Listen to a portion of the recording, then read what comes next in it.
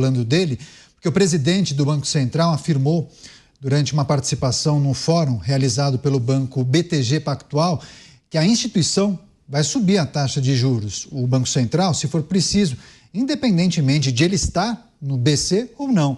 O presidente da autoridade monetária também afirmou que credibilidade não se conquista de um dia para o outro e que a confiança é um processo de longo prazo e não de uma ou 3 reuniões. A gente separou, inclusive, esse trecho, vamos acompanhar. Não olhar tanto para esse ruído de curto prazo, para esses movimentos de precificação e pensar assim, qual é a mensagem que a gente quer passar? E a mensagem continua sendo muito parecida com a mensagem que a gente passou na ata, né? Que a gente vai fazer o que tiver que fazer, que se precisar subir os juros, vai subir os juros, que a gente decidiu não dar um guidance aberto, a gente não quer fazer um guidance, a gente entende que o Banco Central vai estar data dependent, né? E teve muita volatilidade no meio do caminho, e que a gente precisa atuar, né, com cautela. A gente usou a palavra diligente, que a gente achava até que ia ter um impacto maior do que teve, mas assim, é curioso, porque a gente sempre banqueiro central sempre é acusado de ou ser rock demais ou ser dove demais, né? Então, o que a gente tem que olhar é, olhando numa perspectiva, entendendo os cenários locais e o cenário externo, e vendo o que está acontecendo, tanto na parte fiscal, quanto na parte monetária, e olhando o que o cenário global vai significar para o Brasil, o que a gente deveria fazer. E a gente entendeu, e continua entendendo, né, de que é importante agora esperar, tem um valor, né, esperar, ver os dados. Roberto Campos Neto, se precisar subir os juros, vamos subir. Você, Cristiano Beraldo, Roberto Campos Neto, se mantendo firme em relação às suas convicções e adotando um discurso técnico, né, Beraldo? É o que cabe a qualquer chefe de Banco Central que atue de forma séria, né? Ele fala ali que o presidente do Banco Central é sempre visto como alguém hawkish ou dovish, né? Ele usou a expressão em inglês, alguém muito otimista ou pessimista, mas o papel de alguém que está à frente do Banco Central é justamente esse, é você antecipar determinadas tendências e agir com vigor para que aquela tendência não se confirme.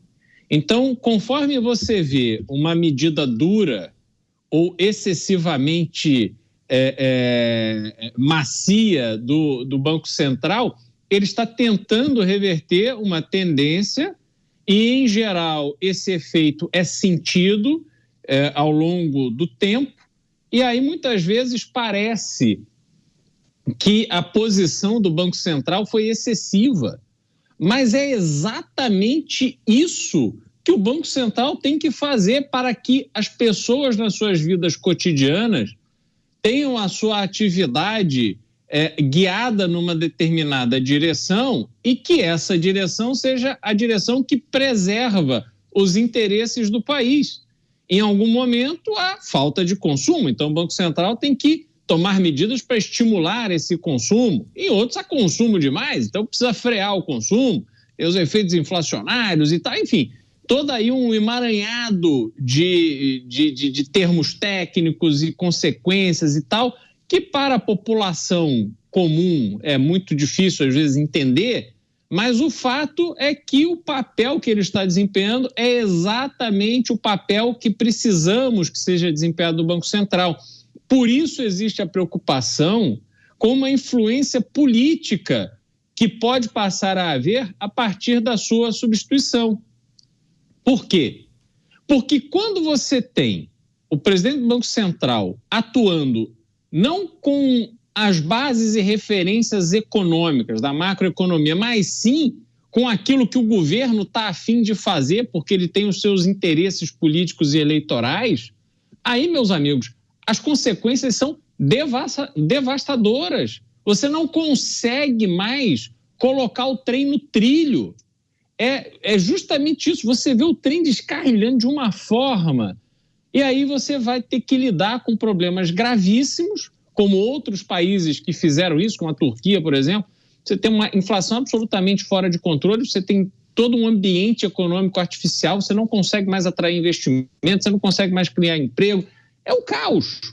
Então, precisamos ser muito cuidadosos agora e cobrar para que o próximo presidente, que terá um mandato de 4 anos, ou seja, ele começa durante esse termo do presidente da República, mas entra por 2 anos na presidência da República do próximo presidente.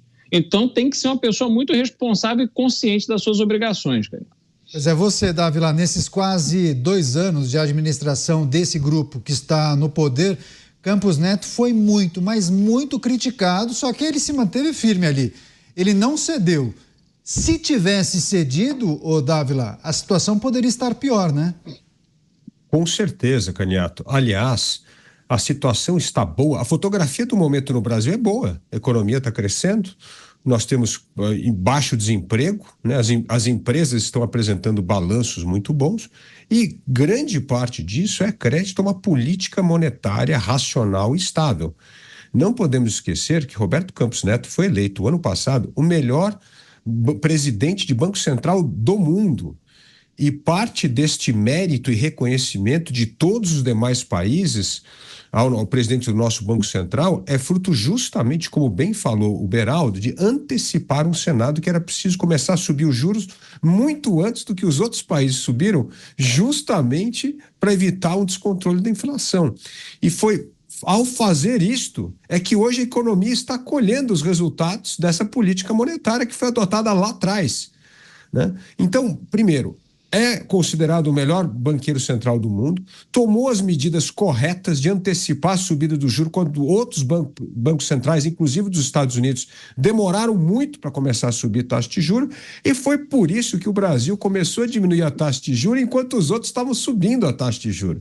Então isso demonstra um banco central que olha para a questão monetária de uma maneira técnica e cumprindo a sua obrigação constitucional. Qual é a obrigação constitucional do Banco Central? Manter a inflação dentro da taxa escolhida, da taxa decidida pelo Congresso. Então tem uma banda e é dentro dessa banda que nós temos de manter a taxa de juros.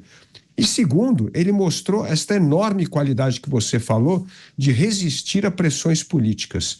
Olha, se nós pensarmos a política monetária no Brasil, desde o governo Fernando Henrique Cardoso até hoje, foi tocada por pessoas absolutamente técnicas, competentes e capazes. Se tem uma coisa que nós podemos nos orgulhar, é a conduta da política monetária no Brasil. E a única vez que essa política monetária derrapou e cometeu um desastre total foi quando ela sofreu pressão política, que foi no governo Dilma Rousseff, com o presidente então do Banco Central, o Tombini. Foi a única vez, desde 1994. Então, é um ótimo track record, é um ótimo currículo dessa política monetária brasileira. E, por fim, o grande problema brasileiro é o descasamento da política monetária com a política fiscal. O que acontece? O governo aperta o acelerador para aumentar o gasto, Caniato. Quanto mais aumenta o gasto, mais o Banco Central tem que colocar o pé no freio. E o que é colocar o pé no freio? Subir a taxa de juros. O grande problema desse governo é que ele não consegue reduzir as despesas públicas, continua aumentando o gasto público, as despesas do governo subiram 15% acima da inflação, Caniato. Então, o que acontece? Ao fazer isso, o Banco Central começa já a sinalizar que tem que aumentar a taxa de juros, porque o gasto está descontrolado. E a única forma de manter a inflação na meta é aumentando a taxa de juros. Então, se o presidente Lula realmente deseja derrubar a taxa de juros, tem que fazer uma coisa: reduzir o gasto público. Mota, antes de passar para você, vou trazer um outro destaque, porque Campos Neto rebateu ainda as críticas que recebe e disse torcer para que o seu sucesso no Banco Central não seja julgado como ele é. Vamos acompanhar. Eu espero que o meu sucessor não seja criticado ou não seja julgado pela cor que a camisa que ele veste, ou por se ele foi à festa, ou se ele participou de uma homenagem de um jeito ou de outro, e que ele seja julgado pelas decisões técnicas que ele tomou. Porque eu tenho certeza que quem está no Banco Central, e vocês sabem isso, não tem como não estar perto de governo, de parlamentares, porque você precisa fazer esse trabalho para aprovar seus projetos. Mas você precisa ter a capacidade de diferenciar o que é proximidade e o que é autonomia e independência. Então, eu espero que isso aconteça e que isso seja cada vez mais, né, parte da cultura do Banco Central.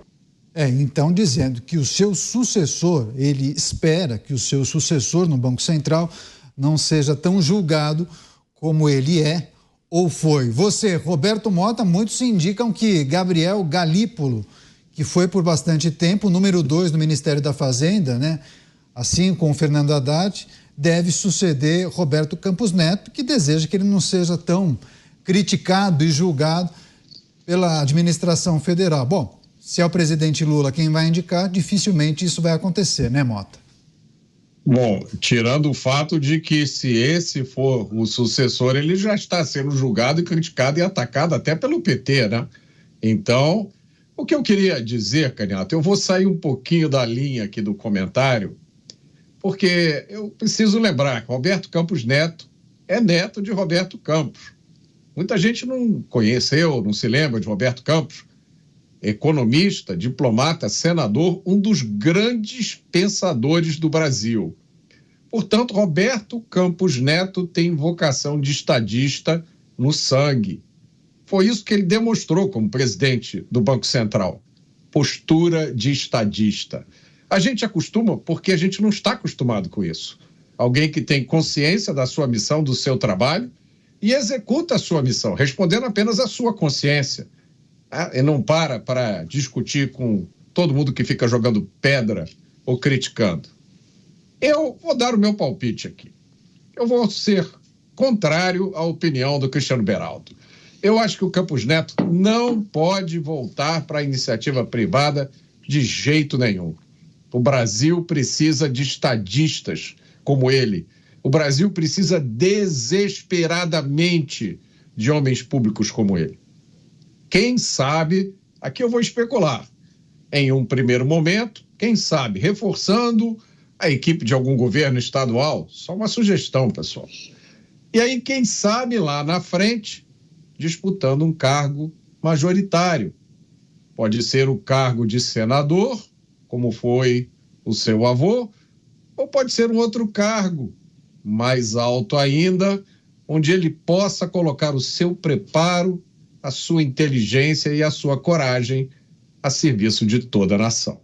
Seria uma relação ganha-ganha ou perde-ganha, hein, Beraldo?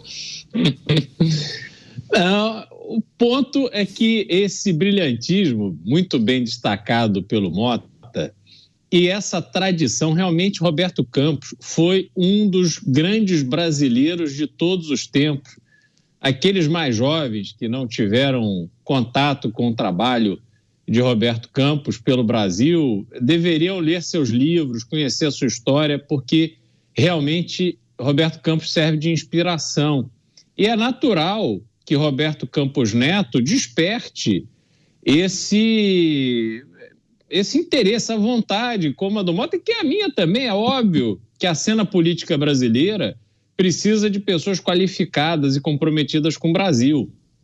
Eu disse que ele deveria seguir sua vida aí na iniciativa privada, ganhar o seu dinheiro, tal, porque realmente o que ele foi atacado e a forma como ele reagiu aos ataques é uma coisa impressionante. Ele não perdeu a compostura, ele não reagiu, ele ficou em silêncio fazendo o seu trabalho. Ele não polemizou, não polarizou, não usou isso até para dar palanque para o presidente da República. Ele foi extremamente contido, profissional e mostrou ali um desapego desses sentimentos. É óbvio que quando ele chega em casa e coloca para fora ali as suas emoções diante desses ataques, ele precisa encontrar seus caminhos para desabafar, mas publicamente ele realmente deu um show.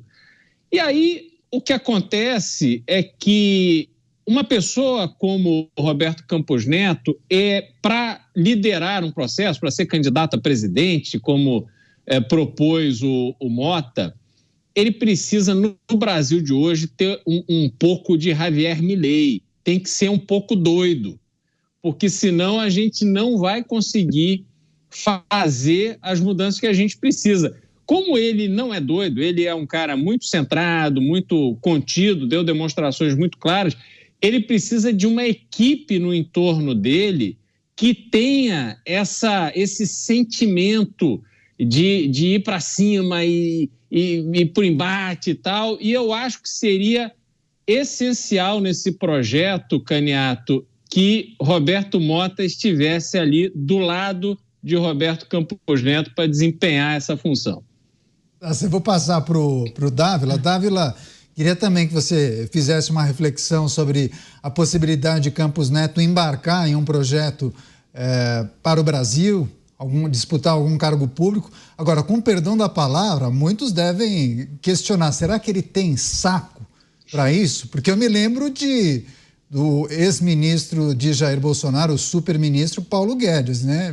Ventilaram essa possibilidade, mas quando eu vejo o Paulo Guedes, ele está fazendo caminhada na orla no Rio de Janeiro, né?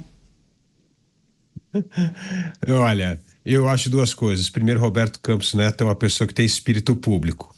Ele tem espírito público e quer ajudar o Brasil. Entendo que se voltarmos ao poder em 2026, que ele terá um papel relevante em qualquer posição que ele queira. Pode ser um cargo eletivo ou não eletivo. Eu acho que isso é uma questão de escolha lá à frente, né? Ao meu ver, conhecendo um pouco de Roberto Campos Neto, acho que ele vai fazer um pouco do que o Beraldo disse e do que o Mota disse. Primeiro vai fazer um head na iniciativa privada, tirar sua quarentena e logo depois começar a usar o seu talento na iniciativa privada. E segundo, vai ficar esperando ver o que vai acontecer. E se acontecer o que nós todos sonhamos, que é a volta ao poder em 2026, ele certamente terá um cargo relevante no país. Pode ser ministro da Fazenda, pode ser o que ele quiser. Mas eu acho que se disputar a eleição já é um outro plano. Eu até uma vez brinquei com ele que ele tinha grandes chances de ser candidato a presidente da República, porque ele é o pai do Pix. E o Pix é que nem o Plano Real para o Fernando Henrique, que poderia ser uma grande bandeira política. E ele deu uma risada, assim, falou assim, não, eu prefiro estar ajudando a eleger alguém. Então, e aí é o lado do Beraldo, né? Precisa ter um pouco desse apelo eleitoral que não faz muito o estilo dele. Então, a não ser que nós tenhamos um contexto que as pessoas estejam cansadas da polarização e um perfil mais Fernando Henrique, assim, que o pai do Pix possa se tornar um grande ativo eleitoral. Caso contrário, eu acho que ele vai ajudar, mas em cargo não eletivo. Quer arrematar, Mota? Quero sim. Eu acho que o papel que Roberto Campos Neto pode desempenhar no Brasil é um papel muito parecido com o papel que o avô dele desempenhou, que era um profeta muito além do seu tempo. Muita gente não entendeu nada, não entendia nada do que o Roberto Campos dizia e hoje compreende do que ele estava falando. O Roberto Campos tem um livro, acho que foi a editora LVM que lançou, acho que o título é A Constituição contra o Brasil. São os comentários de Roberto Campos sobre o processo de feitura da Constituição de 1988. Você lê o livro, dá vontade de gargalhar e de chorar de desespero ao mesmo tempo, porque já está tudo escrito lá. Então, eu não vejo Roberto Campos Neto se tornando um encantador de multidões, um populista de frases feitas, um desses sujeitos aí que não tem a mínima ideia do que está falando, que quando improvisa, às vezes consegue ofender a todo mundo, mas que através daquele velho sistema de escambo consegue chegar ao poder. Não estou falando disso, eu estou falando de uma posição de estadista, de alguém que sinaliza a direção onde a gente tem esperança que um dia esse país vá. Alguém que dê para a gente a esperança suficiente para que a gente não tome decisão definitiva de mandar nossos filhos embora do Brasil, porque a gente acha que esse país não tem jeito. Então, eu acho que para nesse perfil, Roberto Campos Neto se encaixa perfeitamente. Ele não precisa mentir, ele não precisa apelar para o populismo. Essa história do Pix, eu acho que vai ajudar as pessoas, sim, a descobrirem quem ele é, mas também acho que ele não precisa disso, não. Você coloca o Roberto Campos Neto, só para fazer um exercício aqui, em qualquer desses debates aí que a gente está assistindo, eu acho que não vai sobrar ninguém, né, pela capacidade de raciocínio dele, pelo preparo e, como você falou, Caniato, pelo saco de aguentar. Eu imagino os dias e noites que ele deve ter passado, imaginando, meu Deus do céu, que pecado que eu cometi para ter que ouvir essas asneiras e não poder dizer nada.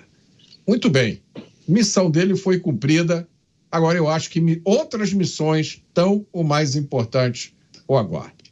Seguiremos acompanhando, monitorando essas movimentações. Roberto Campos Neto é sempre um nome de destaque.